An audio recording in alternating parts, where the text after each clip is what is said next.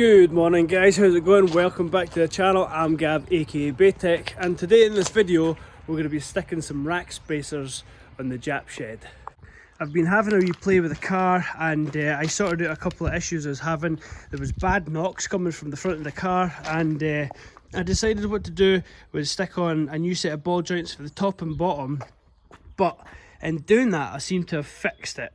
In some ways it's good, but in other ways it's bad, because now the tracking is all over the place. You see that one is towed out and this one's towed proper out and the steering wheel's straight, so need to get at this today and do the tracking on it. However, I decided to have a wee look online and I found these on eBay from a guy called ZEROTRACTION.JP. And he sent me it, and the little tie wrap had a wee love heart shape in it, so I thought, you know, I like that nifty style, so I reckoned I'd film a little video installing these rack spacers and he could use it if you wanted to for his listing, so folk have a little bit of a how-to if you're a DIYer like myself. Naturally, when I'm spacing the rack out, the tracking is going to go out even further, but because I need to straighten it anyway, it's not so much of an issue. I've got my Pro 4M Motorsport tracking gauges here.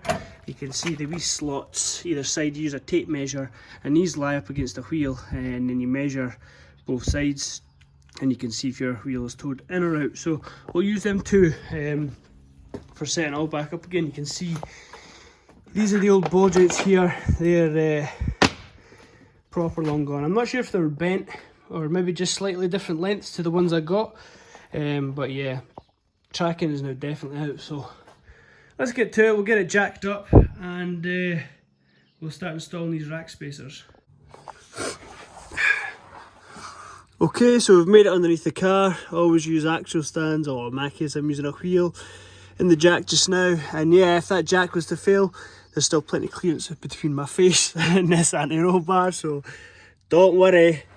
I've just had a look here. As you can see, this car is pretty low. It's got a lot of scraping underneath it and stuff, and the oil leak kind of serves as a self preserving action underneath this car. There's actually very minimal rust under this IS200, which is very rare for these cars nowadays, but as you can see here, there's a tie wrap on either side. Now obviously that's not standard, so I'm curious if these have already been done, to be honest, but it's something we'll soon see in a second.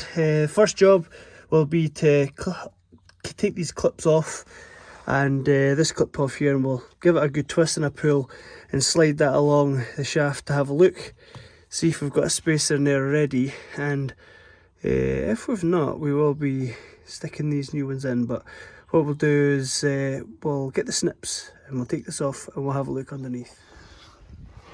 So would you look at that, as we were thinking, there was one already in there, and by the looks of it though, it does actually look like it's shorter than these ones. These ones from the Zero Traction are basically as thick as you can go, so there's a couple more mil I'll get on these, which will equate to extra lock. So while we're here, I think we'll try and take these off and we'll stick on these larger Zero Traction ones to give me a little bit more luck.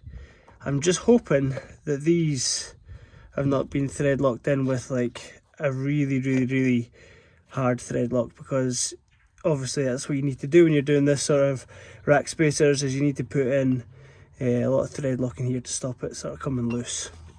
So let's take the pair of stillies to it and see if we can crack these off. Let's have a little go of this then. Just get a shifter on the back of it. We'll feel on the two flats. We'll see how we get on here. Right. Oh. Well, it wasn't tight. It was tight enough, don't get me wrong, but it's definitely not got Loctite on it, because that's pretty loose. So thankfully, in a weird way, the last guys that were at this were a bit sketch. Okay, so the way I sort of do this, because it's all oily and slippy, is just get a rag, because it cracked off now. I should be able to spin this off. Yeah, it's coming easy. Definitely not been Loctite on it, and if there was, it was made of milk.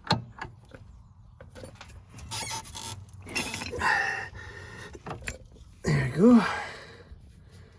So there's the old spacer and there's the new one, so a little bit more lock, but more's always better. And we'll Loctite them in and that'll be done properly. So let's get this thing together. I will say though, the last guy did put a bit of thread lock on the very end, just to hold this ring in place. So I won't slag them completely, but here's the zero traction one versus, I'm not sure which one this is, but this is basically the guy she told you not to worry about in comparison. There we go, some thread lock on the threads, and we'll just stick it back into the rack. We should be good to go. Oh my god, we're gonna need to get some poly bushes for this thing, aren't we? But yeah, let's get this thing stuck back in there and screwed back together, and we can start on the other side. Okay, just on the other side now, but as you can see, this end has also been thread locked on and I can't get it off. So the easiest way to do that is just get a wee blowtorch. This just heats up the thread lock to make it softer, so it'll come off with a wee bit of heat. Don't go too wild though, because you don't want to, you know, there's grease behind this ball joint and it'll go off like a bloody shotgun cartridge. So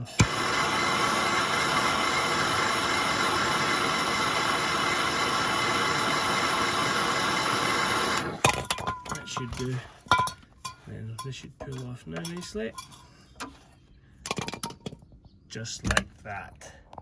Nice big door of thread lock in this one as well, so that'll be nice and secure when that one goes back in the rack too. And then we'll get tie wraps on, motorsport fasteners back on, and yeah, we'll give it a quick test to see how much luck we've got. But we won't be doing any skidding in this video. That'll be probably the next video, because tomorrow I'm taking this to Crail for a bit of a track day. And just while it's jacked up, I'll do a little lock check.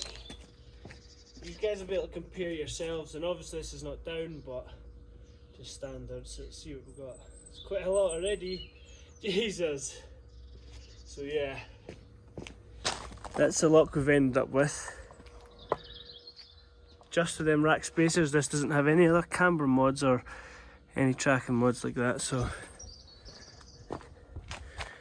yeah, that's quite a bit angle. That is actually more than it was before. I should have done a comparison before and after, and although it is minimal, that's definitely more than even just the smaller spacers, never mind what it would like stock. So yeah, that's good.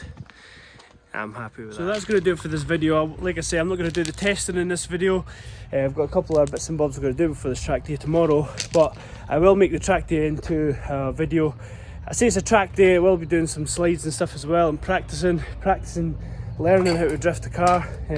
Naturally, we drift this thing at like 160 odd mile an hour, try to go in a straight line, but purposely try to slide sideways around corners is just something I've not really done that well before. So learning transitions and stuff, and just really throwing this thing about with the low power it has, just to try and, you know, learn a little bit more on how to handle the car when the thing is practically out of control.